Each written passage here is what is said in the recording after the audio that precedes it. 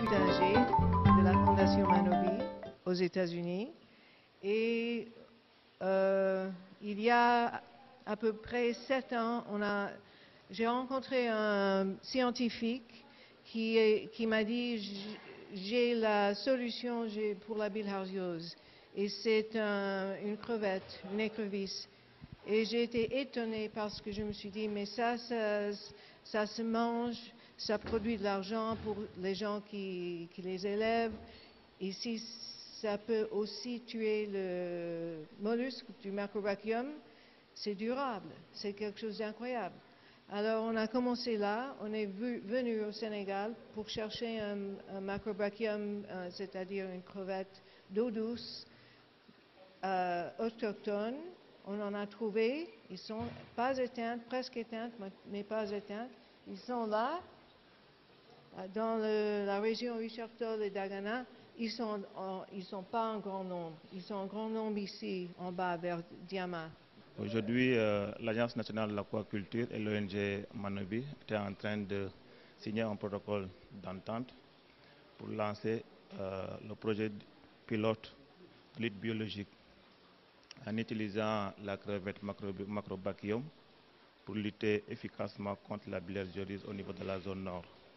Donc, ce projet a été initié par l'ONG Manobi qui s'est rapproché des services techniques de l'ANA pour demander une assistance technique. Et ce que l'ANA a accepté pour accompagner ce projet et aider à l'ONG et toute l'équipe de recherche qui est associée à atteindre les objectifs fixés par ce projet. Cela montre clairement l'autre aspect de l'aquaculture, qu'il ne s'agit pas uniquement de produire pour manger ou bien de produire pour faire des profits, mais il y a aussi le rôle que l'aquaculture pourrait jouer dans la plupart des programmes publics qui sont en cours, dont les programmes de lutte contre la bilharziose. Et aujourd'hui, la volonté du gouvernement du Sénégal de faire l'aquaculture une priorité montre clairement que ce secteur peut jouer un rôle extrêmement important dans tous les défis actuels. Ils existent à Saint-Louis et l'idée c'est de les remettre dans la région Richard Toll, Dagana où la bilharziose est le pire. Et les prévalences n'ont pas vraiment changé.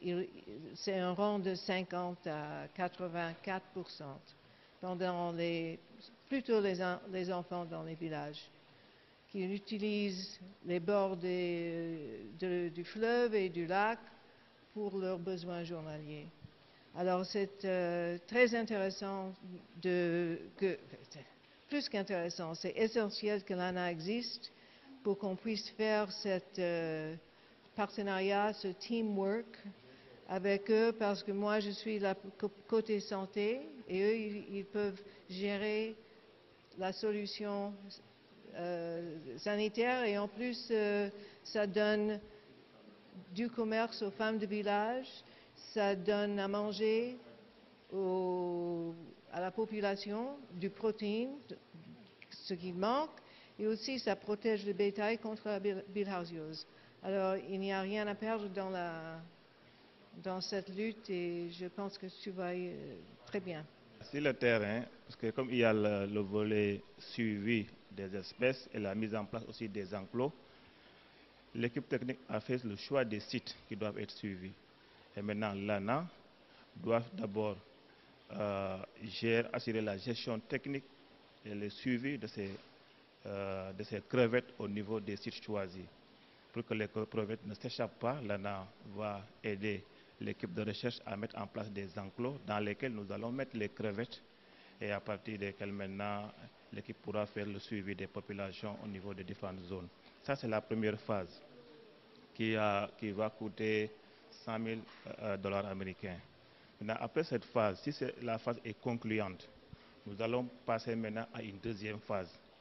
Cette deuxième phase sera axée vers la production de crevettes,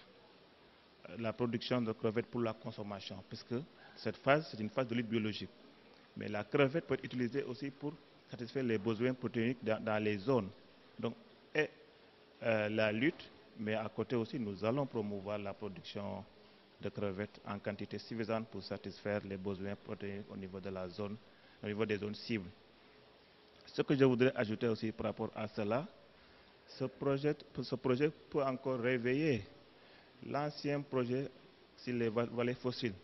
Parce qu'il semblerait que ce projet, l'une des contraintes qui a été notée, c'est l'apparition de la bilharziose. Aujourd'hui, avec l'introduction de la crevette, qui est locale d'ailleurs, et qui pourrait être un grand prédateur, un grand moyen pour lutter contre la bilharziose, aujourd'hui, on peut relancer le projet des vallées fossiles. Et avec l'introduction de cette crevette, le problème de la bilharziose peut être maintenant réglé de manière définitive. C'est un prix qu'on a gagné et le prix a été offert par les grands défis en santé mondiale de la Fondation Bill et Melinda Gates. Et c'est un prix de $100 000 que j'ai gagné pour avoir eu l'idée de mettre toutes ces choses ensemble, point de vue international. Et si on réussit à faire la preuve de principe, on va monter à un second niveau qui est 10 fois plus grand pour élargir le programme.